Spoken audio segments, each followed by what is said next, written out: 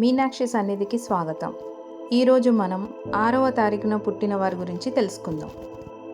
వీరికి ధనం కొదవ ఉండదు, కానీ వస్తూ ఉంటుంది, పోతూ ఉంటుంది, పోతూ ఉంటుంది, మళ్ళీ వస్తూ ఉంటుంది. అయిన వారి వల్ల అనగా అతిగా నమ్మడం వల్ల ధనం పోతుంది. ఆడంబరానికి, సుఖానికి ధనం ఎక్కువ ఖర్చు చేస్తారు. అప్పుల వైపు వెళితే చాలా ఇబ్బందులను ఎదుర్కోవలసి వస్తుంది. తన అనుకున్నది ఎంత ఖర్చు చేసినా ధనం ఇంకా వస్తూనే ఉంటుంది. అప్పుల విషయంలో చాలా జాగ్రత్తగా ఉండాలి. నెమ్మదిగా చెబితే అర్థం చేసుకునే మనస్తత్వం, జాలితత్వం వల్ల, కోరికల వల్ల ధనం ఎక్కువ పోతుంది.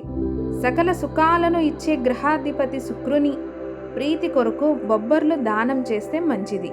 శుక్రవారం నాడు వీరు ఏ పని ప్రారంభించినా సులువుగా, తొందరగా అవుతుంది.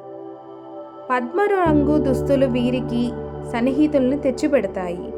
కుటుంబ సభ్యులని, స్నేహితులని విపరీతంగా ప్రేమించే మనస్తత్వం కలిగి ఉంటారు.